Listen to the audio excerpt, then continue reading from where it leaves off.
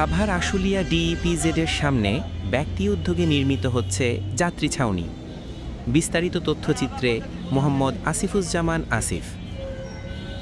সাভারের আশুলিয়া ডিইপিজেড এলাকার সামনে সাধারণ মানুষের সুবিধার্থে ব্যক্তি উদ্যোগে একটি যাত্রী ছাউনি নির্মাণের কাজ চলছে। এতে প্রতিদিন যাতায়াতকারী শ্রমিক ও যাত্রীদের কিছুটা ভোগান্তি লাঘব হবে বলে আশা করছেন স্থানীয়রা। স্থানীয় সূত্রে জানা গেছে, দীর্ঘদিন ধরে ডিইপিজেড এলাকায় অপেক্ষমান যাত্রীদের বসার বা আশ্রয় নেয়ার মতো কোনো সুবিধা ছিল না। উদ্যোগী এক ব্যক্তি নিজের অর্থায়ন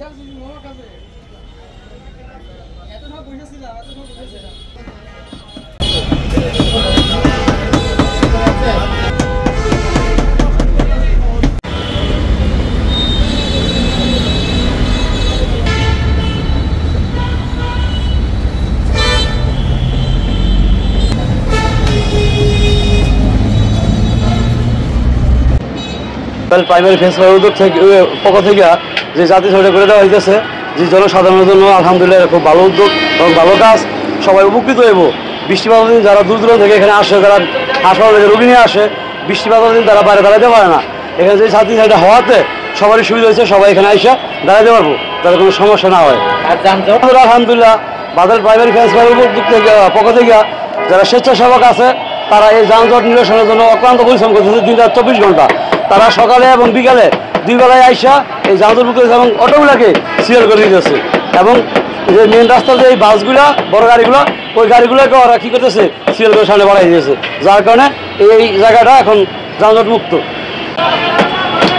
আমাদের এই যাত্রী ছাউনির কাজটা করতে গিয়ে অনেক বাধা বিঘ্ন হয়েছে। আলহামদুলিল্লাহ কোনো বাধায় আমাদেরকে থামায় রাখতে পারেনি।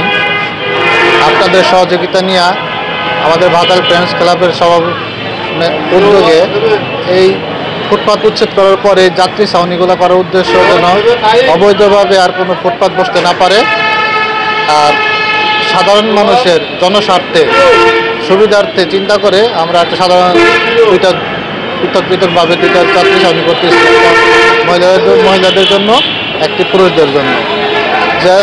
যেখানে নাকি এসে রৌদ্র বৃষ্টি মানুষের এখানে কোনো দাঁড়ানোর জায়গা থাকে না, এতে রৌদ্রের সময় বৃষ্টির সময় মানুষ এখানে দাঁড়াতে পারে। সেজন্য আমাদের পক্ষ থেকে যাত্রী ছাউনিগুলো করা হচ্ছে, জাস্ট শুধু সাধারণ মানুষের জন্য, তাদের সুবিধার কথা চিন্তা করে। ধন্যবাদ।